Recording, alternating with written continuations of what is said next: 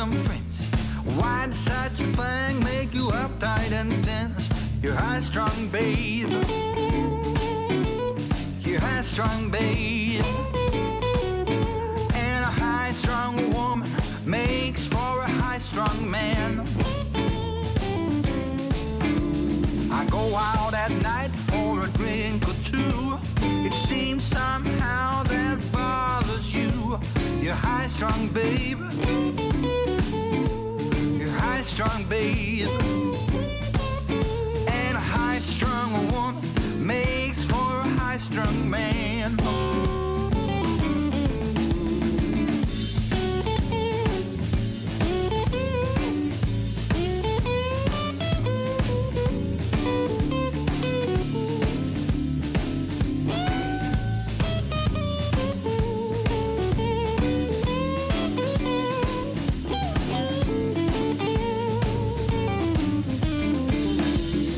Monday mornings might oversleep some.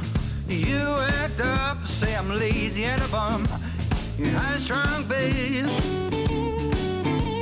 You're high-strung, baby. And a high-strung woman makes for a high-strung man. All right now.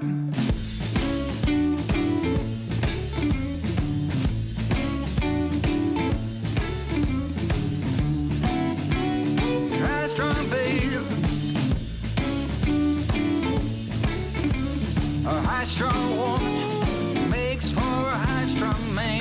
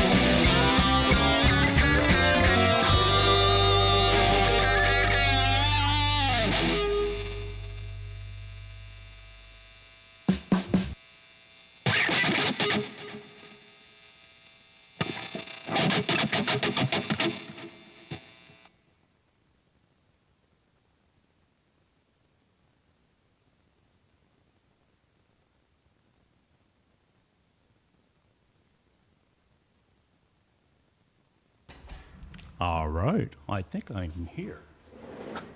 Let me change my camera. Come on, cameras, let's go. All right. How's everybody doing? Hope you can all hear me. A lot of playing around today with different settings, and hold on, let me just move this a bit. I actually moved my helix a little closer today so I could actually use the wah. All right. So let me get my bearings here, see where everybody's at. Say hi to some folks. It's Monday Night Ramble. Hope everybody's having a good start to their work week or whatever you call it. It's been a busy day for me. A lot of work stuff to do and a lot of life stuff to do, but I'll get into all that stuff as we get rolling here. I just want to make sure all my screens, if you guys want to see what I'm looking at, hold on, let me show you that. So this is what I'm looking at. Like all these things and buttons and funky stuff is all down there. So just thought I'd give you that background view. Hold on. All right. Let me turn this up a bit. Where am I here? Right there. Cool. There we go. All right. We've got a 1. Zach says 1. That means that they should be hearing me and seeing me. And if you do have, I guess, okay internet, you can select 1080p out of the quality for the stream, because now I can actually broadcast in full HD. So that's nice to have, having, well, normal internet, well, above normal internet, let's put it that way. It's fiber. So happy about that. Let's say hi to some folks. I got to look over on this screen for that because all the chat windows and stuff are all here. Let's see, Zach, first guy in. How are you, Zach? And then we've got Terry Himes in here.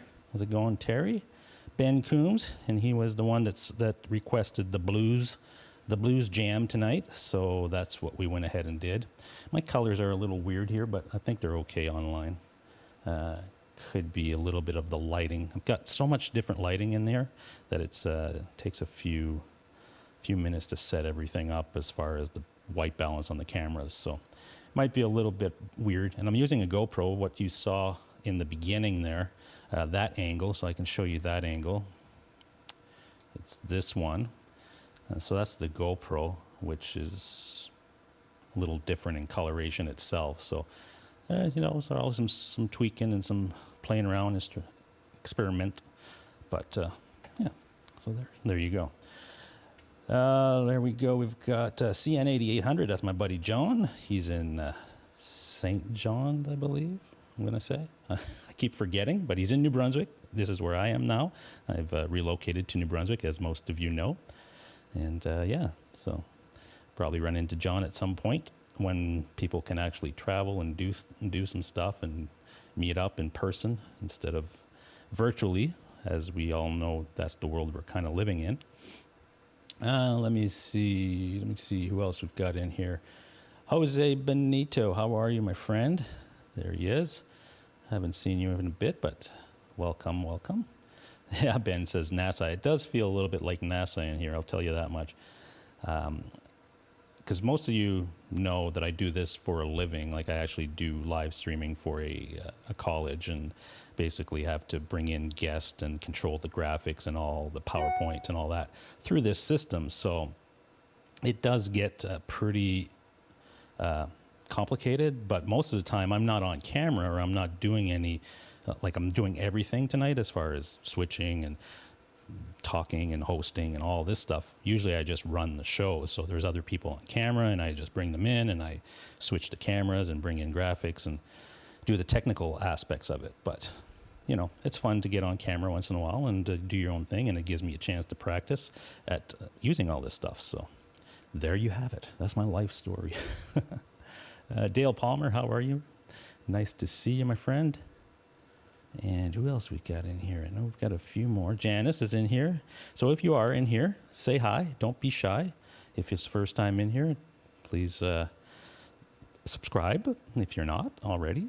I'm not broadcasting to Facebook, but I did promote it on Facebook, and that's something I'm thinking of probably doing in the future, is broadcasting to both platforms at once. It's a little bit more kind of maintenance to try to follow the chats on both sides, but I just want to try some stuff because I have to do it for work anyway, so it might give me a chance to to experiment. So that might be coming down the road. Who knows? But yeah, so tonight we've got our regular show. So we're going to have a little bit of music news. I'll show you the guitar. I lost another guitar. Didn't lose one of mine, but I've been looking for a custom shop Strat, as most of you know. I'm looking for a specific color, specific year reissue, and anything from 55 and 60 in that range as far as the reissue year. And I had one. It was perfect. It was exactly what I was looking for. And the guy sold it. I waited. Well, I didn't wait. I just sent him an email because he was across the country from where I was, so it meant that he had to ship it to me. And I was willing to cover some of the costs of the shipping and work with him. But he found somebody locally, and you're going to sell it locally before you have to ship it across the country. So yeah, I lost that one. But we're going to look at a few more that I've found and get your opinion on them and see what you guys think. And maybe we'll even send the person a message live and see if he responds and if we can work out a deal. But I'm still on the lookout for that elusive custom shop Strat white relic, and the neck is between a 55 and a 60. So there you go. Well, look at that. And also, if some of you follow me on Facebook, you would have seen in the last week or so, I posted some photos of what I've been doing out here in New Brunswick. I had the week off last week. I took a week off from work, and I was able to, go out and enjoy myself and do some different things. And I bought I had purchased this like back in August when I knew I was moving. I ordered it and got it all ready and stuff, and they delivered it about a week ago. Here we call these side-by-sides. They're UTV vehicles. They're made to go out in the trails in the woods. They're built like tanks. They're just great fun, and you can do them up any way you want. You can put different lights. You can put a stereo in there. You can put GPS. You can put all kinds of craziness in there, and you just go out and have a ball. Some of them are more sport. Some are more utility. Mine is more of a sport model, so it's a little bit more power and fun factor as far as I'm concerned, because I like that raciness of that. So I did post some photos, and we can look at a few of those so you know what I've been up to. And around here, the part of New Brunswick that I live in is very rural, very much nature oriented. There's forests, rivers, lakes, all that, and it's right outside my door. I just drive that thing out of my garage, and I'm not even 5 minutes. I'm on the actual trail system, and the trail system is you wouldn't believe it. It's all marked, and there's signage, and it's a full system, and you can pretty much travel all across the province. And when there's no COVID or whatever, you could even go into Quebec and that area, and there's beautiful scenery and beautiful trails, and it's just fun to get out and and do that type of thing. And that's what I wanted to do when I was thinking of moving here anyway, was to get back into it, because I did that as a kid. I rode a lot of dirt bikes and did that type of activity. So I knew coming here that was something I was going to get into. So getting that is something that both me and my wife can just go and explore and do that. So I'll show you some pictures of what that looks like and give you an idea of those that don't follow me on Facebook who haven't seen it, so you know what I'm talking about and what it's all about. We've got Alex Radford in here. How are you, Alex? Nice to see you. I saw Alex I think I saw him on a podcast or a live stream the other day. I can't remember who he was on with. I don't know if it was Ben or I don't remember, but I did see you. So it's good to see you back. I know you went on a different platform for a while, but awesome. Ben says more or less the modern day dune buggy. Yeah, it's very much like a dune buggy. So let's maybe look at that right now. We might as well do that and get that out of the way, and then we'll get on to some other stuff. So let me switch my screen and go to my page here. So let me bring up that picture there. So that's the buggy that I bought. Basically, it's the one you're looking at. The one in front of it is a friend of mine who has a different model, and went out with him on Wednesday of last week to explore some trails, and he showed me some areas and stuff. So that was a lot of fun. So that's what that is. It's called the Can-Am Maverick XRC. The RC stands for rock crawler. That's really, it's not just meant for rock crawling, but it's more beefed up and stuff for that type of activity. So it's great in the trails. So that's what that is. Let me see if I can go through. So there you get a different look at it, and that's my buddy's. He's got a little bit of a smaller one. It's called the Trail Edition, and I rode his as well, and it's really fun to ride, and it's just a different thing.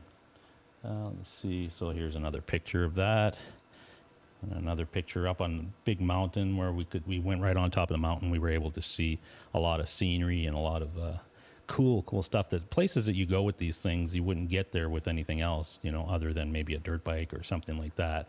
So it's pretty interesting. It's just another shot of the mountain. We went to some area where there was some just natural waterfalls. This was out in like middle of nowhere in the woods, and you just drive up to these things and you're like, wow, that's pretty cool. Let's see. All right, so let me get out of that. So there I am in front of those, having a ball.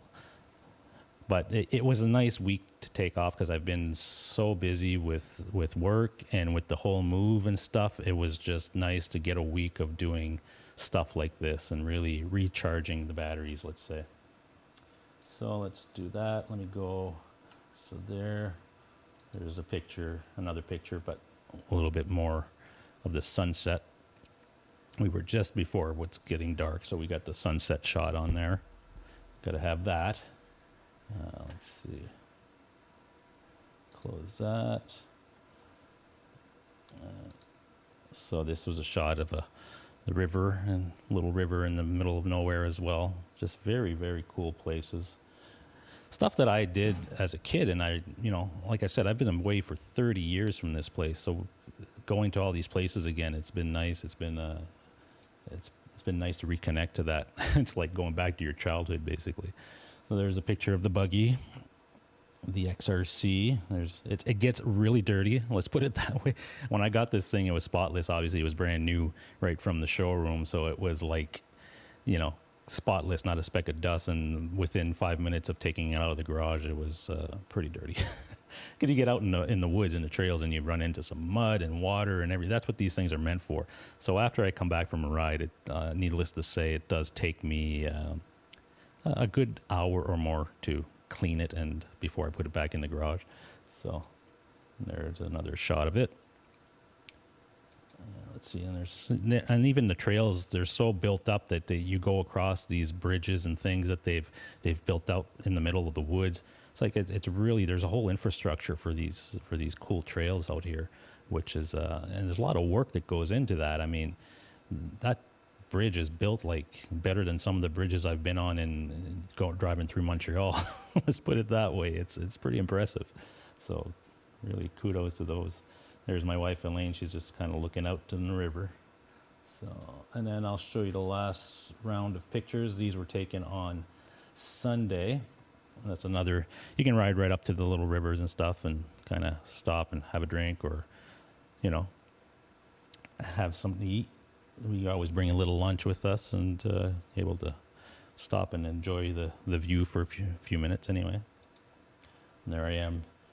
That's kind of gives you a sense of the size of this thing with me standing next to it. So it's not huge, but it's got some size to it. That the wheels themselves are like 30 inches, so they're pretty big. They're pretty big.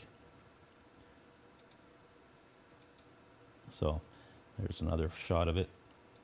And another one, and that's it. So that's what I've been up to in the last week. Really enjoying that machine and getting out and enjoying nature and reconnecting and all that fun stuff, right? So let's look at the guitars that I'm looking at right now and see if there's an option, and I think there's 3 of them on the list, and we'll see if something works. Let me go back to the chat before we do that, just to make sure I didn't miss anybody. I know the Guitar Man 45 is in here. Hey, how's it going, my friend? All right. So again, if you are in the chat, there was 37 people in here, but now there's 21. So we lost some folks, but if you are in here, say hi. So let me go back. Let me do this. Might as well play with the graphics while we have them. I don't know if this will work, but let's try.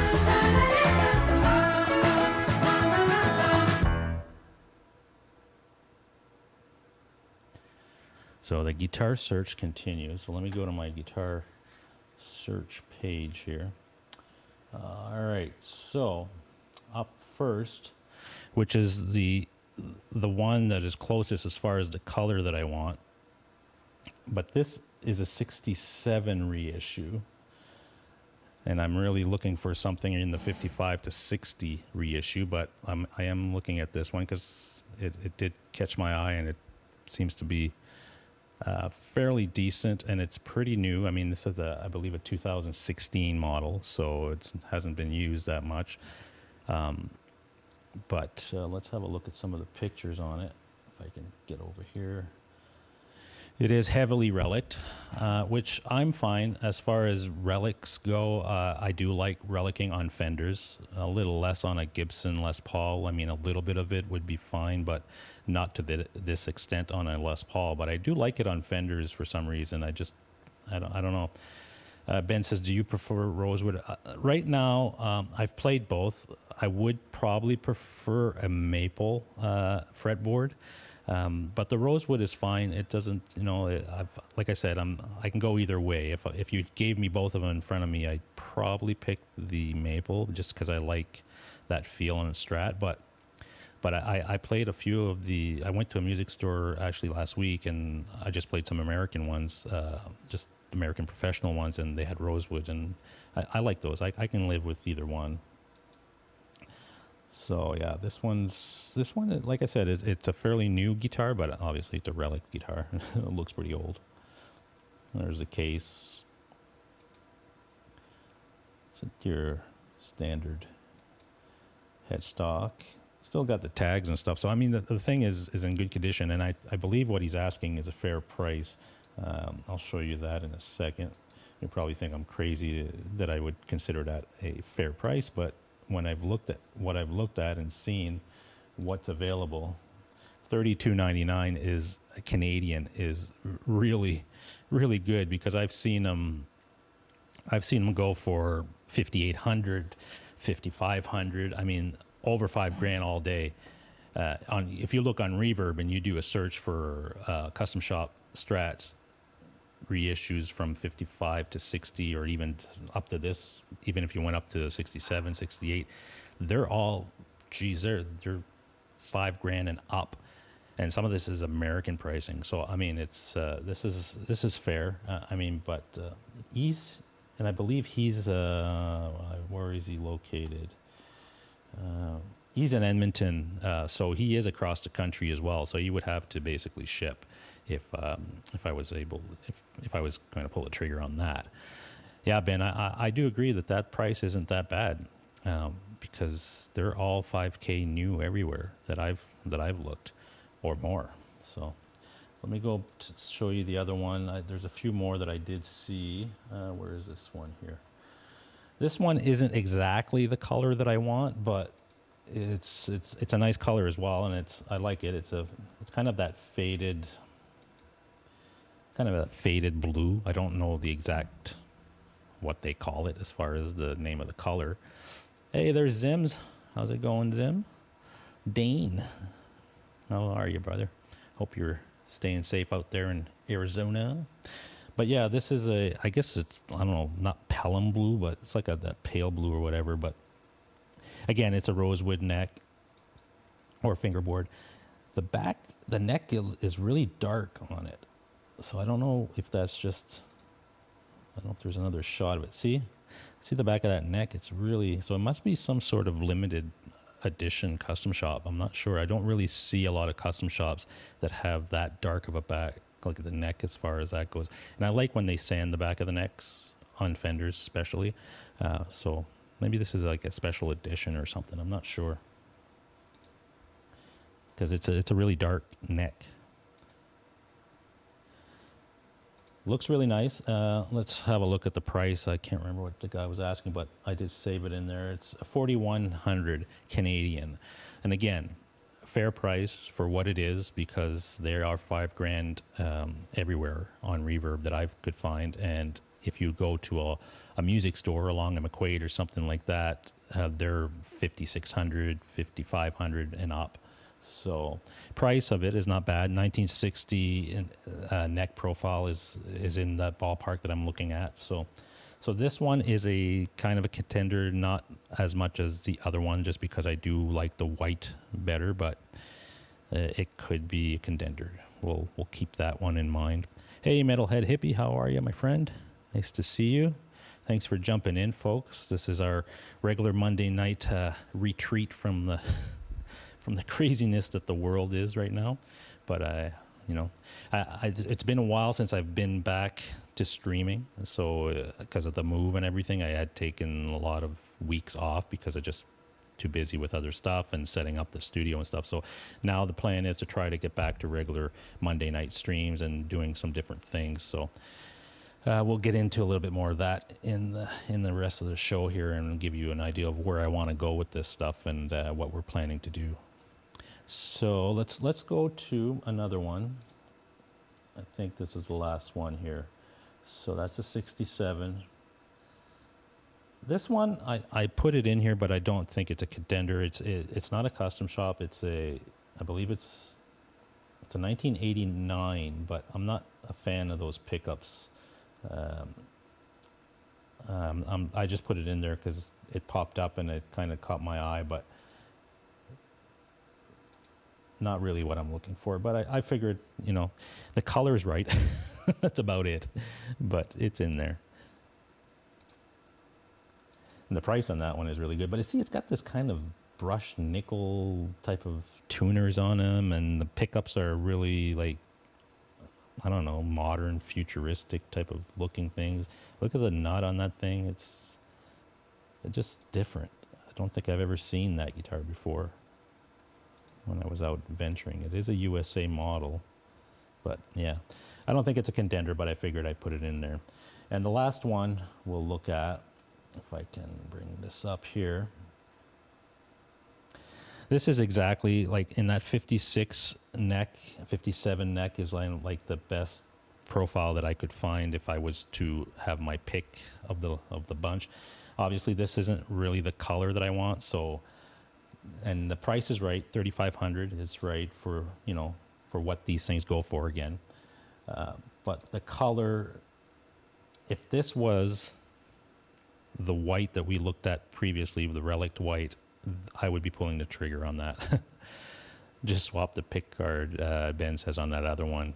Yeah, you could do that. I just really, if I'm going to buy one and I'm going to find the right one, I'm going to spend over $3,000 on it. It's got to be pretty much 90% there of what I'm looking for as far as not having to do a lot of changing parts and so forth. So, but this one is, I mean, if the color was white, it would be exactly what I'm looking for. Because it does have the maple fretboard. It is the 56. It's a custom shop. It's got the right pickups in them. But not that it's a bad color or anything. It's just, if you're looking for something particular, and that's what I am. So this guy probably won't have a hard time selling it at that price. I'm starting to see the prices of some of the used high-end stuff, like the custom shop stuff, starting to dip a little bit. I don't know if that's a sign of things to come here, because as you know, the prices were pretty high on all the guitars and used stuff and everything since this whole COVID thing happened, which was kind of weird, but that's what has happened. But now that I've been looking a lot around to try to find something, I'm starting to see some of the prices either go down or not really go past that $4,000 mark as far as the custom shop Fenders. But on Reverb, they're not really going down that much. But on these local sites like Kijiji, and I don't know, in the States, they probably have Craigslist and some other stuff. But here locally, Kijiji is what I really kind of look at when I'm looking for something, because if I can find something locally in Canada, it's a lot easier for me to get. So, but I did find that some of the prices are starting to move a little bit lower, but not a lot, but a little bit. So I don't know if that's the trend moving forward, but we'll have to wait and see. So there you go. That's the guitar thing. I wish I would have been able to make that deal last week with the one that I wanted, but again, the guy sold it locally. He wasn't willing to ship it across the country. It happens. Yeah, 3K, it better have everything you want on it. That's what Metalhead Hippie says, and I agree with that. But it's so, when you're really specific on color and everything else, and there's only a limited quantity of these things, and when they do come up, they usually don't last very long. So it's just a challenge to try to pull the trigger at the right time with the right person, and he's willing to ship it and all this other stuff. So, but maybe someday we will find what we were looking for.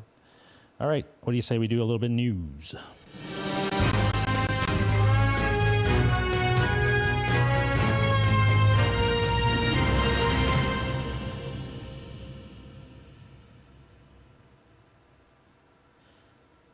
All right, so we do have a little music news tonight. Not that much, but a little bit. AC/DC, as you know, released their new album. I think it was about a week ago. I haven't heard the whole thing. I've heard probably half of it here and there type of thing. It's AC/DC. It sounds a lot, what I figured it would be. It's good. I like what I've heard. I haven't heard everything. I know there's some mixed reviews from some people. Some people like it. Some people think that some songs aren't up to par, but yeah. So the interesting story about here is what Brian Johnson says in this article, that the reason he was able to come back to the band and was willing to go ahead with that was about this new technology and hearing aids. He has an hearing problem, and apparently that was a defining moment when he got this. I don't know if it's what it is he got it from, or a specialist or whatever, but this new technology that they have now that's able to bring back a lot of people's lost hearing and basically run and protect it moving forward. So he wanted to test that, and that was kind of the defining moment, as he says here in this article, was he spoke with the band and Angus specifically and said, I want to come back and I want to try this new technology for my hearing, and Angus was totally cool with it apparently, and they talked, and he said, Angus said, we'll start slow, we'll start really low volumes and then work our way up and see how much you can take as far as the hearing aid to see what potentially could happen. But he refused to go that route as far as starting slow. He said, I wanted to go full stage volume right off the bat. And if it works, it works. If it doesn't, then we know it doesn't work. That was his attitude. So the song that they plugged in when he first got there, they got a whole stage set up and the whole rig, the way they would do it as they would do it live. Full volume, full stage volume, and they played Back in Black. And he said within the first few notes, he knew that it was going to be awesome, and he was jumping around like a kid apparently. He's so excited that he was able to get that feel back and to hear properly and not have any pain or any of that nature that he was really experiencing when he left the band. So that's kind of interesting that that technology is what really brought him back to doing what he loves. And obviously nobody's touring right now, but we'll see what happens when they do start touring again and start to play live, and see how it holds up for him, because AC/DC is a loud band. I mean, they play, live at volumes that are ear crushing. The only band that I heard live that was, as loud or maybe a little less, not a whole lot, is, believe it or not, is ZZ Top. ZZ Top, when I saw them open up for Leonard Skinner about 2 years ago, they were really loud, but not loud in a way that it would be like just jumbled mess of like you couldn't hear all the notes and everything. Their sound was so crystal clear and so well defined. Maybe it's because there are only 3 on stage and everything can have their own place in the frequency range. But it sounded amazing, but it was loud. It was loud. So that's an interesting story. The next one is this one. Could COVID-19 put Jimmy Page back on stage? So apparently in that article, what Mr. Page is saying is that COVID has really put a perspective back in him that how important music and live music and playing with people and stuff is now that we've gone through this COVID situation where that has all disappeared. And there's a huge hunger for that now, that people are really looking forward to having that back. And he was never really interested in coming back to that level and performing and doing tours and that. But now he's starting to think that he's taken it for granted all these years now that he's seen what's happened here in the last 8 months or whatever. So when all this stuff is said and done and things get back to somewhat normal, we could see maybe some sort of Zeppelin type of reunion, a small tour, something of that nature. Who knows what can happen? But I think he's excited to get back, and he misses it now, or he knows the importance of it, and he's really taken it to heart. So I guess we'll have to wait and see what happens. But if there's anything positive that comes out of COVID-19 situation, is stuff like this, right? Some of these musicians that have kind of called it a day and weren't interested anymore, and it was just too much stuff going on that they weren't really, they took a lot of that stuff for granted, and now they don't. So we will see what happens. Hey, Clive Live 54, how are you? Have you ever seen Slade? I have not. I have never seen Slade. I have not seen Slade. Electric Gypsy Blues, how are you, my friend? No, you won't see a reunion. I highly doubt it. Well, yeah, I don't. I can't see it myself, but with statements like this, you know, who knows? Who knows what can happen? You know, I don't think so, but you know, you can hope. You can hope, because I would love to see that. I mean, I think it would be special just before, because these guys aren't young. I mean, they're getting up there, and there's only so much that they can do even today. I mean, the Rolling Stones are kind of it's an anomaly for me. I can't believe that they are the age they are and they do what they do. It's not complicated music, but still, I mean, they put out a lot of energy, and they're still going. So I don't know. We will wait and see what happens. Let's see.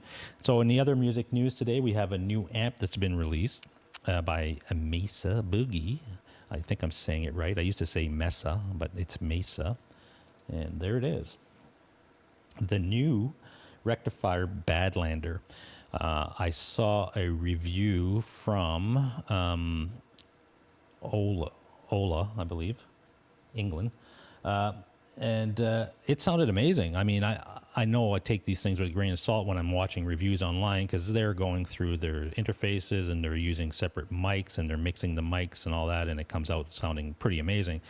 But what I've read from other people as well on this amp, it's a modern take on the rectifier. Usually, you know, it's got some bells and whistles on it, like the IR loader built in and the direct out and attenuation. It's what most amps are going to now. If you looked at the market over the last couple of years, everything that's coming out has some of these features in it, just to make it easier for musicians to use at home. And this one does have that. But I heard the demo of the built-in cab IRs, and you can load your own cab IRs if you have some, like I do. I use it in Helix all the time, and I use own hammers and things of that nature. But with this one, it has some built-in ones that are direct from Mesa, and I've had some of the Mesa ones, and they sound amazing. And what I heard online from some of the demos that were plugged directly into their interfaces or into a mixer coming out of this head was pretty damn good. I mean, it was really good. This amp is 100 watts, and I mean, it can be attenuated, obviously, to meet your needs, but it's a pretty impressive amp. I imagine, I haven't even looked at the price. I can't imagine it being cheap by no means. So it's not something I'm in the market for, obviously. For what I do here, I use my Helix, and I use a Fender Tone Master that I can plug pedals in and stuff like that. So that suits my needs, as well as some plugins. But I mean, that is a pretty cool amp. And I know there's another company that Engel. I think Engel is another amp that came out this week, but I haven't done enough research on that one to speak on that one.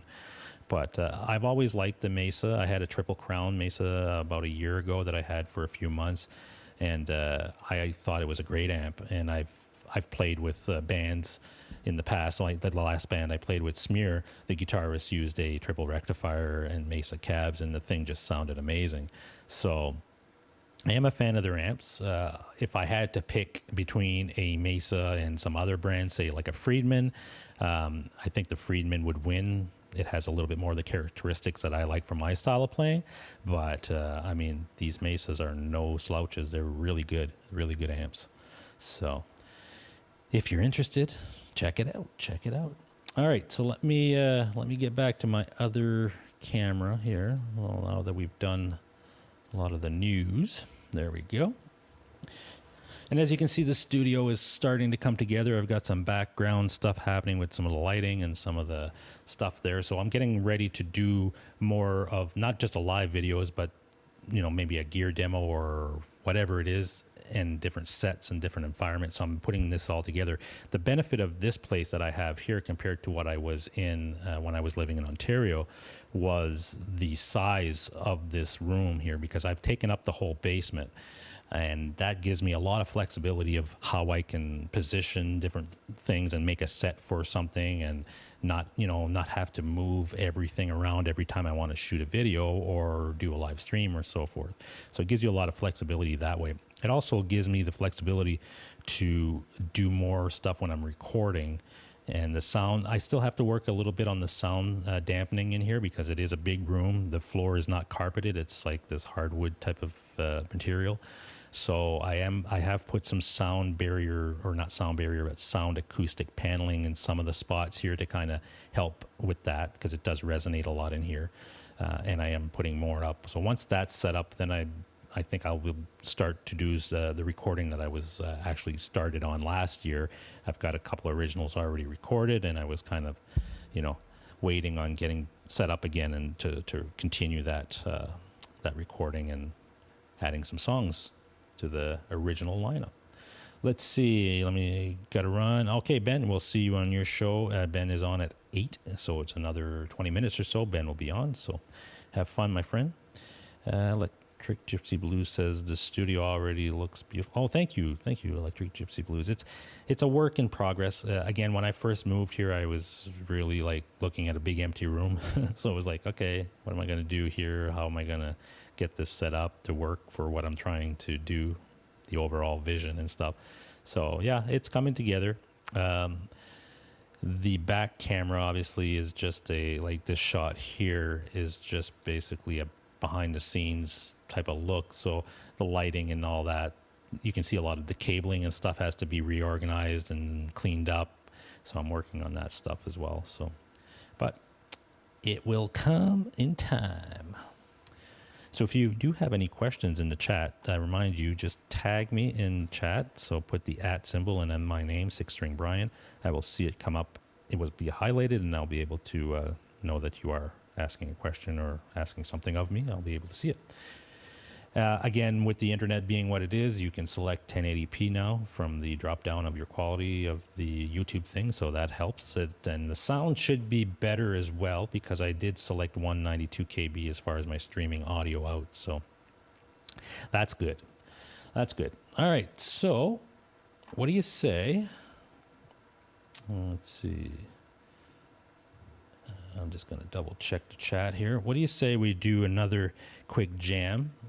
We played a blues track to start the night off with. What do you say we heavy it up a little bit? Is that okay with you guys? If you're into that, we will do that. I will be playing the Gold Top, the 1956 reissue. So that's the R6 Gold Top with P90s through the Helix. I don't have my Helix patch up on the screen here. If that does interest you, put it in the chat and I will show you what that looks like as far as the patch for the Helix goes, the one that I use mostly.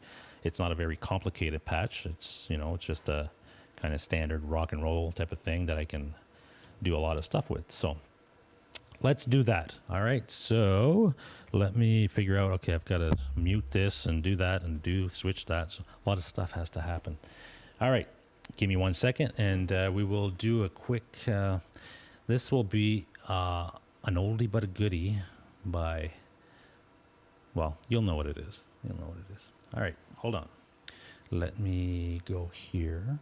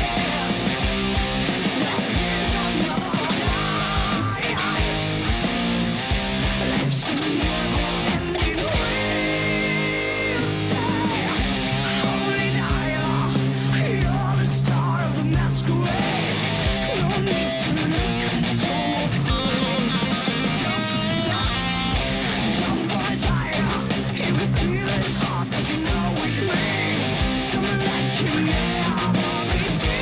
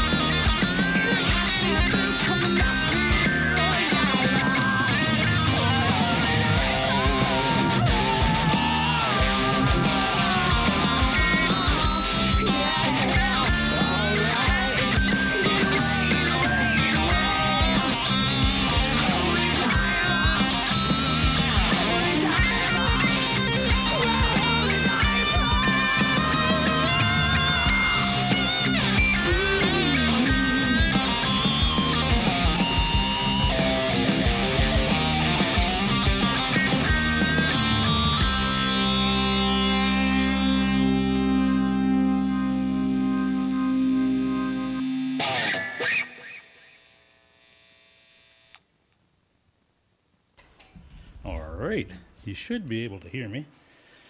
Let me put my headphones on so I can hear myself. All right, there we go. I can hear something. So we're at 8:49.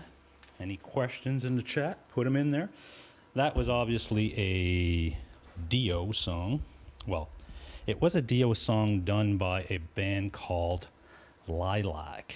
They're just young kids, man, and they're really, really good.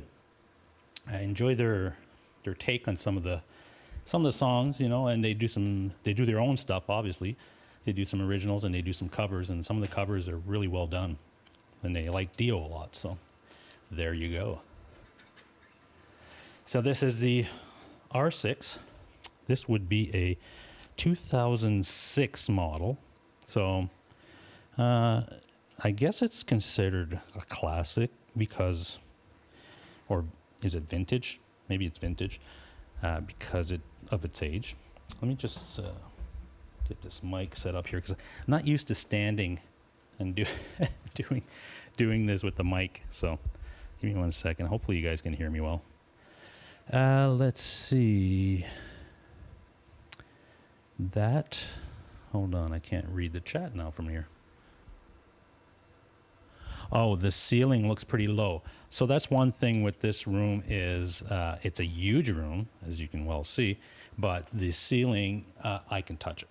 So it's probably, I don't know, 7 feet maybe. So it is a little low. So that does, I guess, limit, in a way, what I can do with lighting. So I can't put lights too high or whatever.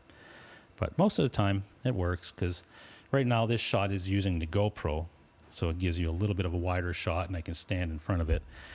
With the mic set up this way, it's probably not ideal, but if I was doing this for a full show where I would be standing and so forth, I'd probably have a lavalier mic that I can turn on and off and, you know, all that fun stuff. So the patch that I'm using, obviously, is one of the main patches that I use on my Helix. Pretty standard. I mean, it's a lot of gain, obviously. And these P90s are pretty growly to begin with. So it does do the trick when you're playing that type of stuff. And I like it for all kinds of stuff. And I can put it right through my, I have a Tone Master here that I will show you one day. I'll get the different camera angle and we can go through just playing through the amp and pedals, and the Helix goes right through that amp as well. And it sounds pretty good because that amp is a clean, really clean platform. So it really doesn't color your tone that much. So if you're putting a pedal through it, it's going to sound like it should with that pedal. If you're putting the Helix with your full patch and the Helix sounds a certain way in your headphones or through your studio monitors, it will sound that way through that amp just with a 12-inch speaker instead of these little 5-inch speakers or whatever it is that I'm using. These are 5s that I'm using as far as my studio monitors, and the headphones are obviously what they are. So, what time is it now? 8:52, okay.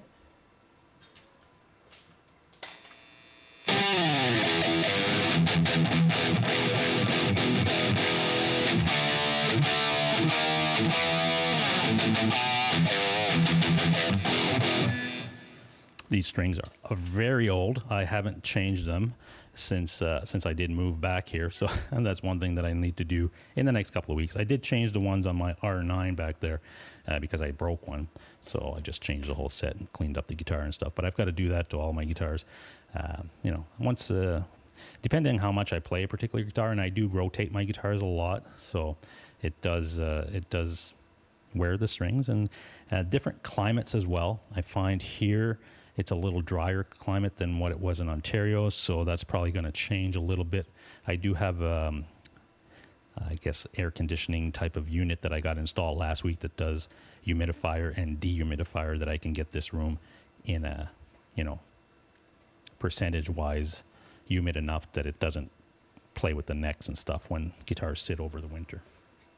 Let's see.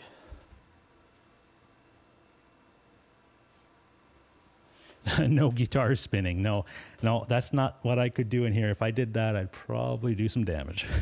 So that's not going to happen. Speaking of guitar spinning and all that craziness, I used to play bass for many, many years. I just started playing guitar really seriously in 2018. Before that, I always just played bass, and I played bass in many bands.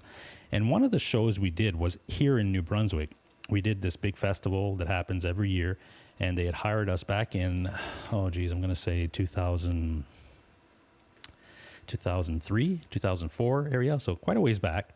But that show was videotaped, and as I was moving, I did find some old videotapes.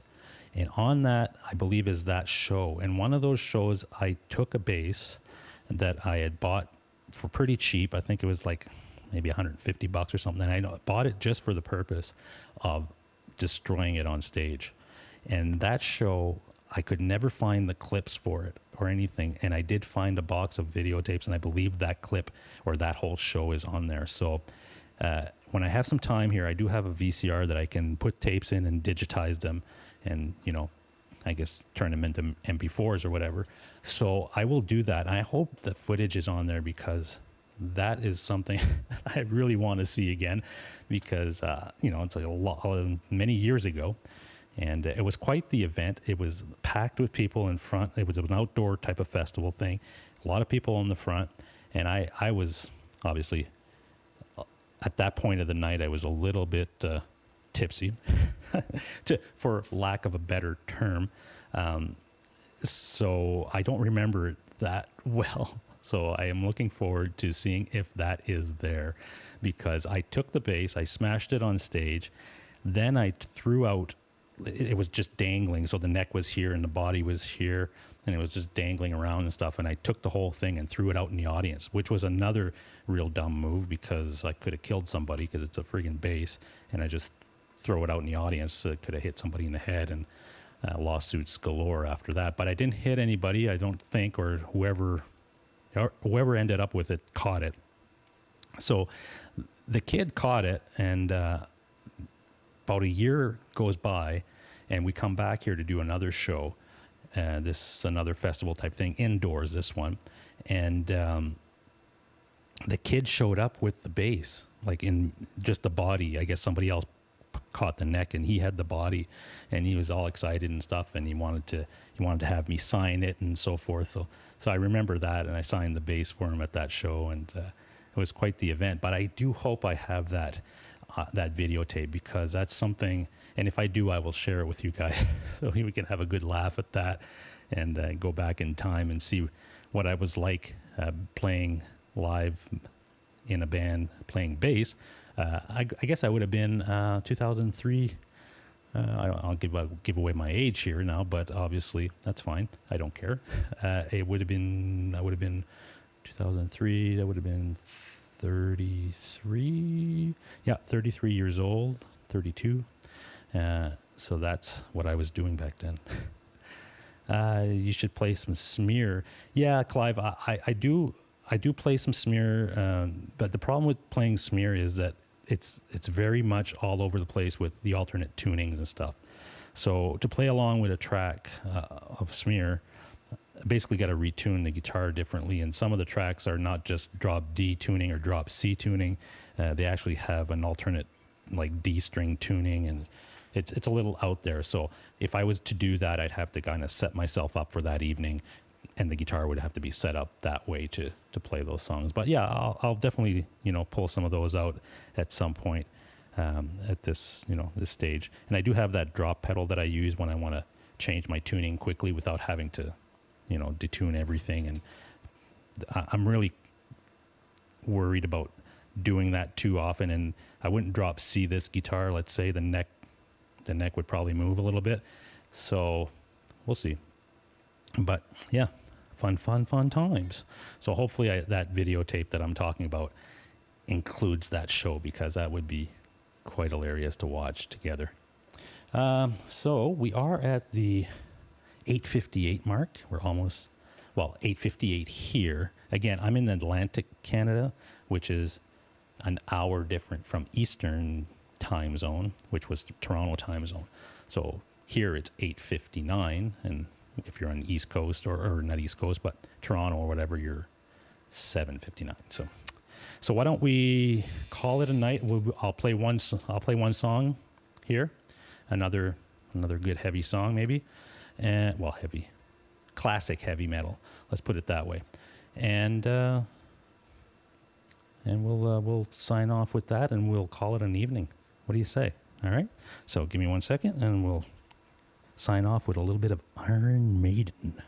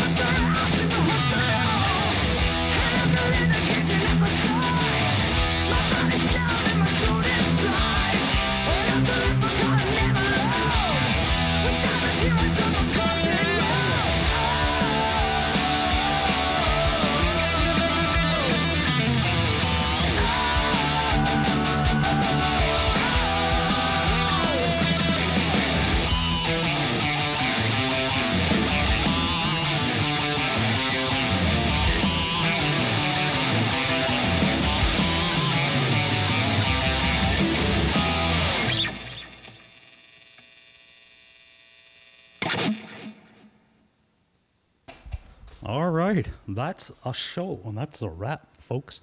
So again, thanks for joining me tonight. Really greatly appreciate it. And until the next time, stay safe out there. And next Monday night, we'll have another show. In the next month, probably December for sure, we'll be doing a pedal giveaway. So I'll let you in on some of that information real soon. And yeah, that's all I got for you tonight, folks. Have a great night. Have a great week. And we will talk to you soon.